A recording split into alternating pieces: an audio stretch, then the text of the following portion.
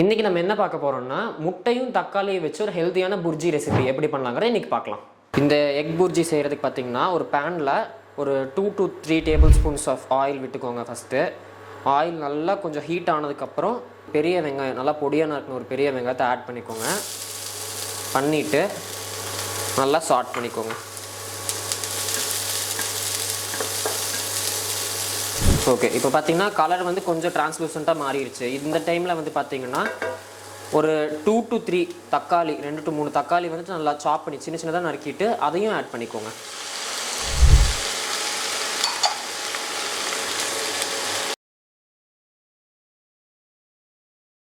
ஒரு பிஞ்ச் அளவுக்கு சும்மா நம்மளுக்கு வேணுங்கிற அளவு சால்ட் எடுத்து நல்லா தூவிக்கோங்க. நல்லா மிக்ஸ் பண்ணிக்கோங்க. ஸோ இப்போ பார்த்தீங்கன்னா டொமேட்டோஸும் அந்த ஆனியன்ஸும் நல்லா குக் ஆகிடுச்சு, சாஃப்ட் ஆகிடுச்சு. இது கூட வந்து பார்த்தீங்கன்னா கொரியாண்டர் லீவ்ஸ் அண்ட் கறி லீவ்ஸ், கொத்தமல்லியும் கருவேப்பிலையும் போட்டிருக்கோம், பொடியாக நறுக்கி அதுவும் ஆட் பண்ணிக்கோங்க. கூடவே ஒரு பச்சை மிளகா நல்லா ஃபைனாக சாப் பண்ணது அதுவும் ஒரு இது ஆட் பண்ணிக்கோங்க. ஆட் பண்ணிவிட்டு ஃபஸ்ட் நல்லா சாட்டே பண்ணிக்கோங்க.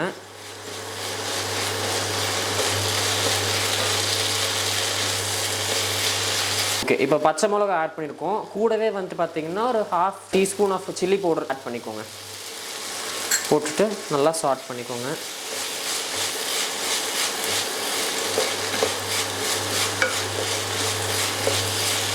இதில் பார்த்தீங்கன்னா நம்மளோட மெயின் இன்க்ரீடியண்ட்டான எக்கு, இதை வந்துட்டு 2 to 3 உங்களுக்கு எவ்வளோ தேவையோ அந்த அளவுக்கு நீங்கள் வந்துட்டு இதில் ஆட் பண்ணிக்கோங்க. இப்போ நான் வந்துட்டு இதில் 2 எக்கு ஆட் பண்ண போகிறேன்.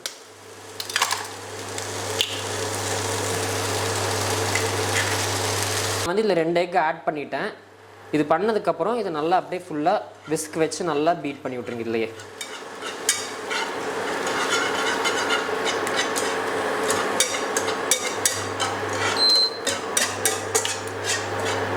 ஓகே, இப்போ பார்த்தீங்கன்னா நம்ம புர்ஜி வந்துருச்சு.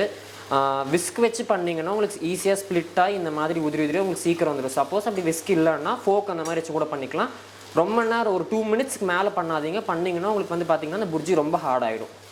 இது கூட வந்து பார்த்திங்கன்னா 1/2 பிளாக் பன்னீர், அப்படி பன்னீர் இல்லைன்னா இது ஆப்ஷனல் தான். இது போட்டிங்கன்னா இன்னும் எக்ஸ்ட்ரா ப்ரோட்டீனுக்காக தான் நம்ம இதை ஆட் பண்ணுறோம், இன்னும் கொஞ்சம் டேஸ்டியாக இருக்கும். 1/2 பிளாக் பன்னீரை வந்துட்டு நல்லா பொடிச்சு விட்டுட்டு இது கூட ஆட் பண்ணிக்கோங்க. இப்போ இதையும் வந்துட்டு நல்லா மிக்ஸ் பண்ணிக்கோங்க.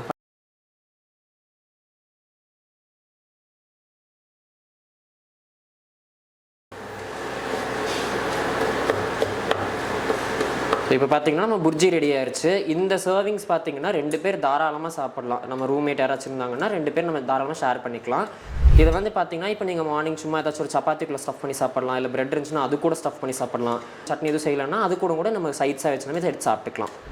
ஸோ இப்போ நம்மளோட டொமேட்டோ புர்ஜி ரெடி ஆயிடுச்சு. இதில் பார்த்தீங்கன்னா எக் அண்ட் பன்னீர் போட்டிருக்கிறனால நம்மளுக்கு அது ஒரு டபுள் பேக்டு ப்ரோட்டீன் இதாக இருக்கும். ஸோ இதை வந்துட்டு நீங்கள் பிரேக்ஃபாஸ்ட்டுக்கு இந்த மாதிரி பிரெட் கூட சாப்பிட்டுக்கலாம். அப்படி இல்லையா நீங்கள் ப்ளெயினாக கூட சாப்பிட்டுக்கலாம், நல்லா டேஸ்டியாக இருக்கும்.